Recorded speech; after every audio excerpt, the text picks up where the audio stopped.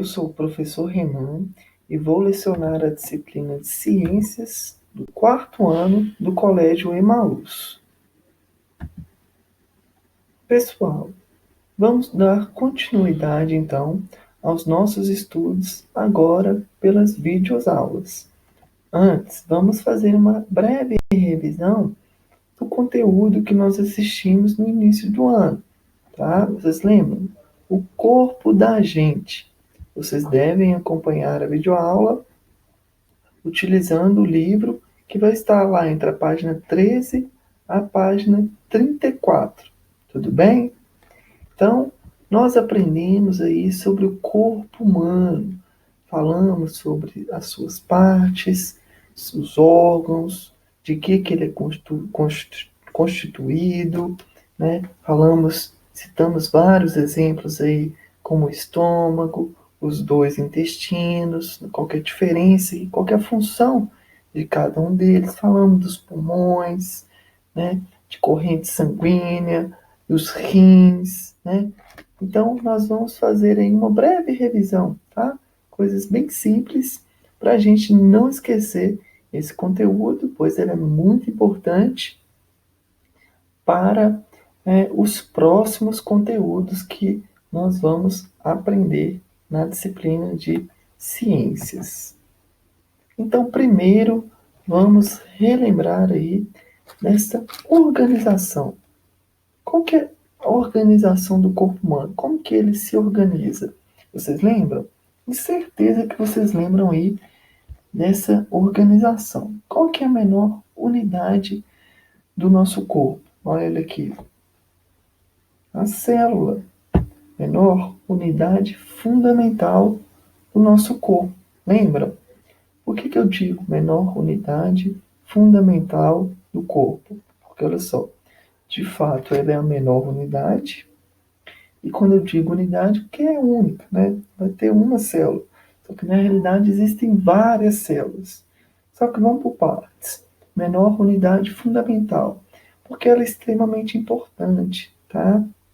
Não é porque ela é pequena que ela vai deixar de ser importante. Pelo contrário, dentro das células ocorrem milhares de processos biológicos, físicos e químicos, tá? Para vocês terem uma ideia, é dentro da célula que fica armazenado o código secreto. O que é isso? O DNA. Né? Então, o DNA fica dentro de cada célula, seja uma célula de sua pele, a célula de uma saliva sua, a célula de um sangue, do seu sangue, tá? Então, cada parte do seu corpo tem uma célula. E nela ocorrem diversos processos extremamente importantes. Então, olha só, menor unidade fundamental do nosso corpo. Só que quando nós juntamos várias células, 100, 1000, 10.000 células, vai construir um tecido, tá? Que por sua vez vão ser fundamentais para a construção de um órgão, tá? Então, vamos aos exemplos aí da ilustração um pouquinho abaixo. Uma célula muscular vai construir um tecido muscular, que por sua vez vai construir um órgão. Um exemplo aí, a bexiga. A bexiga é um órgão constituído de tecido muscular. Um outro exemplo de outro órgão que é constituído de tecido muscular, o coração. Mas, meu Deus do céu, qual que é a relação aí da bexiga com o coração? Nenhuma, tá? O coração faz parte de qual sistema? Circulatório, lembra? E a bexiga faz parte do sistema excretor. Olha aqui, sistema excretor, tá? Então, vamos tentar entender essa questão aí. A bexiga e o coração são feitos de tecidos musculares. Qual que é a função da bexiga? Armazenar urina, tá? Então, quando a gente fala, nossa, estou com a bexiga apertada, estou com vontade de ir no banheiro, estou muito apertado, tá? Então, o que está acontecendo com a sua bexiga? Tá cheia. É depois que você vai ao banheiro, né? Aí você não aliviou, aí a bexiga diminuiu. Então a bexiga está sempre se expandindo e diminuindo, sempre expandindo e diminuindo. O coração é a mesma coisa, né? Ele faz justamente o quê? Os batimentos cardíacos que vão levar o sangue oxigenado e nutrientes, né? Através da corrente sanguínea, circulação sanguínea, para o corpo inteiro. Então os dois órgãos, tanto a bexiga quanto o coração, têm que ter essa característica de encher, né? E diminuir, enche e diminui. Então eles têm que ter em sua composição, eles têm que ser construídos por tecidos musculares, só que eles têm funções diferentes, tá? Então, um outro exemplo aí para resumir, uma célula do seu sistema nervoso, neurônio, é o nome da célula do seu sistema nervoso, constitui um tecido nervoso que podem construir aí, um órgão do sistema nervoso. Qual? Cérebro. O cérebro é um órgão do sistema nervoso. Junta então o cérebro, cerebelo, a medula óssea, né? Ponte, bulbo, cerebelo, formamos o sistema nervoso. Somando então o sistema nervoso, sistema respiratório, sistema circular, e entre outros, temos o organismo por inteiro. Vale lembrar que cada estrutura tem sua função, tá? E, e cada sistema vai ser responsável por uma coisinha dentro do corpo. E dentro do sistema, de um sistema, vão ter órgãos com funções parecidas. Só que um sempre depende do outro, tá? No nosso corpo, e os órgãos trabalham de forma conjunta, de forma mútua, tá? Um sempre dando suporte e ajudando o outro. Olha um exemplo legal aqui. Nessa ilustração, podemos ver o sistema excretor. Olha os rins aqui. Bexiga, tá? Sistema excretor que é diferente do sistema digestório. O sistema digestório, nós vamos falar daqui a pouco, é o processo de digestão e fabricação das fezes, onde as fezes é aquilo que nós não utilizamos mais nada, né? Não tem nada de bom já para absorver e nós eliminamos as fezes. Só que o sistema excretor é a fabricação da urina, tá? São diferentes. O sistema excretor pode ser chamado também de sistema urinário. Mas vamos voltar ao exemplo. O que tem aqui nessa imagem? Uma veia representada de azul e uma artéria representada de vermelho. Renan, isso aí faz parte do sistema circulatório, porque isso é veia e artéria. Sim, mas lembram que eu disse que eles trabalham de forma conjunta? Os órgãos e todas as estruturas, um sempre auxiliando o outro? Pois é as veias e artérias, né? No caso, as artérias que levam o sangue para os rins filtrarem, né? São esses vasos que levam o sangue para ser filtrado nos rins e para a fabricação da urina. Só que os vasos, eles não fazem parte do sistema excretor, eles fazem parte de qual sistema? Circulatório, tá? A gente está falando de vaso sanguíneo, né? Quem que faz parte do sistema excretor? Quem compõe o sistema excretor? O rim, bexiga, uréter e uretra. Sistema digestório, então. Vamos resumir o sistema digestório. Como a gente já sabe, né? Lembra o quê? Digestório, digestão. Os órgãos responsáveis por fazer a digestão do nosso corpo. Temos então aí, qual que é o caminho do alimento no nosso corpo? Lembra que a gente fez juntos? Olha só, boca, faringe, esôfago, estômago, intestino delgado, intestino grosso e, por fim, o ânus, que é onde a gente já vai eliminar as fezes. Cada etapa vai acontecer uma etapazinha, um processo de digestão que é iniciado na boca. Na boca já inicia sim o processo de digestão. Através de quem? De glândulas auxiliares ou acessórias, tá? O que elas fazem? O próprio nome já diz. Elas são auxiliares, ou seja, auxiliam aí o processo de digestão. Então, na boca, o alimento já é triturado pelos dentes, né, umidificado pela saliva e já inicia o processo de digestão. Existem ainda outras glândulas que vão auxiliar aí, como o pâncreas, o fígado, tá? E que dá para a gente ver de forma bem clara na ilustração. Temos o estômago, os dois intestinos, e é isso do sistema digestório. Já que a gente está falando de digestão, de quê? De alimento. Então, existem 3 grupos de alimentos aí extremamente importantes para a nossa saúde. Quem são eles? Os construtores, reguladores e energéticos, como o próprio nome já diz. Os reguladores vão ajudar aí na manutenção, eles regulam o nosso corpo. Encontrados em frutas, legumes, hortaliças, são as vitaminas. Tá? Energético, vão nos dar energia. Os construtores vão auxiliar a construção dos músculos, tá? Extremamente importante comer um pouquinho de cada um. É por isso que os médicos, os nutricionistas dizem para a gente ter o quê? Uma alimentação balanceada. Por quê? Eu posso comer, Renan, chocolate?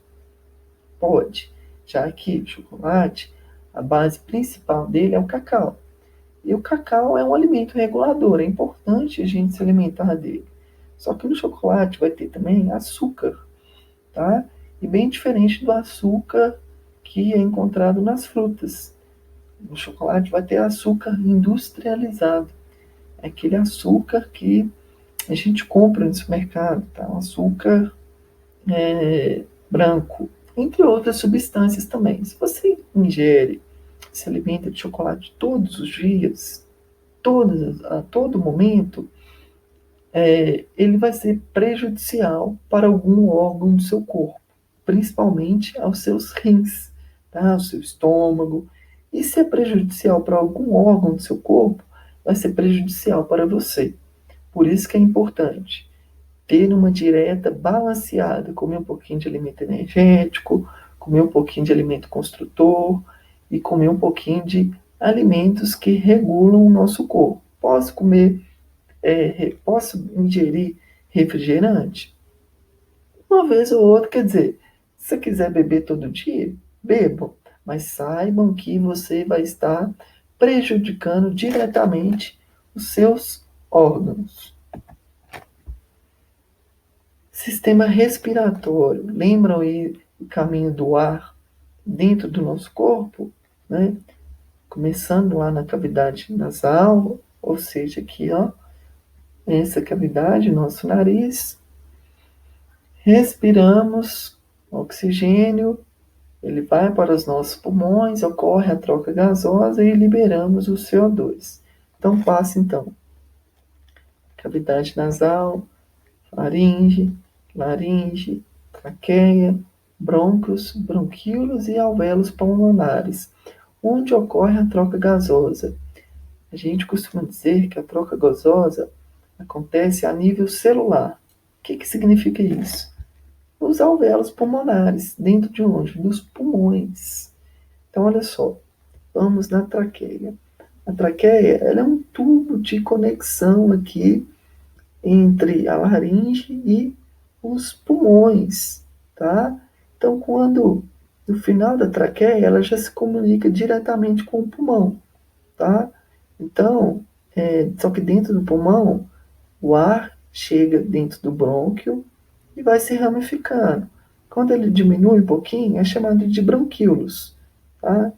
São esses tubos um pouquinho menores, e esses pontinhos roxos, que são? Os alvéolos, que é onde vai ocorrer a troca gasosa, como está bem ilustrado nesta imagem. Então, a troca gasosa acontece a nível celular, isso mesmo. dentro dos alvéolos pulmonares e dentro dos pulmões, tá? Nessa ilustração dá para ver claramente aqui, ó, o O2 saindo e o CO2 entrando. É a troca gasosa. Sistema circulatório ou sistema cardiovascular. Dá para a gente ver essa imagem muito interessante, né? Os vasos, que são as veias e artérias, né? Os vasos sanguíneos, onde vai ocorrer a circulação sanguínea. Eles vão se ramificando e levando aí o sangue para todas as partes do nosso corpo, né? Desde as pontas dos dedos, né, lá nos nossos pés, até as nossas mãos, tá? Até os nossos dedos. Aqui, ó, tem um acúmulozinho de veias e artérias, pois é onde estão os rins. Eles não estão representados aqui, mas aqui realmente está bem ilustrado, porque os vasos, eles levam o sangue para serem filtrados aí nos rins.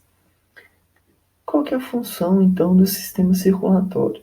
Responsável pelo transporte de nutrientes e oxigênio para as diversas partes do nosso corpo, tá? Então, os vasos sanguíneos levam e fazem um transporte não só de oxigênio, mas de nutrientes para todas as partes do nosso corpo. E ele é formado aí pelo coração, veias e artérias. O principal órgão é o coração. Interessante aí nessa imagem também mostrando uma artéria e uma veia, as veias sempre representadas de azul e as artérias representadas de vermelho. Temos então, quando as artérias vão sofrendo ramificação, vão diminuindo de tamanho, de calibre, nós chamamos ela de arteríola, tá? Elas vão se ramificando, diminuiu, chamou de arteríola. As veias são chamadas de vênulas, quando diminuem de calibre. Quando eles ficam bem pequenininhos assim, né, chamamos de rede capilar. Os vasos sanguíneos são, então, artérias levando o sangue rico em O2. O que é O2? Oxigênio. E as veias. O que então tem na circulação sanguínea? As hemácias e glóbulos vermelhos, que é a mesma coisa, tá? Hemácia, elas são responsáveis aí por carregar o oxigênio, tá? Como um outro nome para a hemácia, glóbulo vermelho. Ela vai estar presente aí aonde? Nas artérias. Não são as artérias que fazem o transporte de O2? Pois é, elas vão estar presentes aí na circulação sanguínea. Os leucócitos também, ou também podem ser chamados de glóbulos brancos, possuem uma função muito importante de defesa do nosso corpo. Ele impede, são células, tá? Chamados de glóbulos brancos e glóbulos vermelhos. Os glóbulos brancos, eles vão auxiliar o nosso corpo a combater a patógenos, que são vírus e bactérias que podem cair na circulação sanguínea. Aí o formato do coração, vocês lembram? Qual que é o verdadeiro formato? Será que o nosso coração é parecido com isso? Não. Quando vocês desenham isso daí, né, na aula de ciências, tem que saber de tudo. Vocês têm que saber da realidade dos fatos. Isso, na realidade, é uma próstata. Olha ela aqui. O que é a próstata? É um outro órgão do corpo humano, tá? Ela tem outra função, não tem a mesma função, não faz parte do sistema circulatório, porém, uma curiosidade que este formato não é nem de perto o formato do coração. Isso se assemelha mais a uma próstata. Olha o coração aí. Olha que legal, as veias e as artérias, dá para a gente ver claramente, né? Nessa ilustração, além de ver também as cavidades, as 4 cavidades, que são os átrios e os ventrículos, que vão auxiliar os batimentos cardíacos. Então lembre-se sempre, quando for desenhar um coração, é esse o formato anatômico, verdadeiro formato do nosso coração. Para a próxima aula, façam leitura da página 51 a 54. Um abraço, bons estudos e lembre-se sempre, juntos no caminho certo.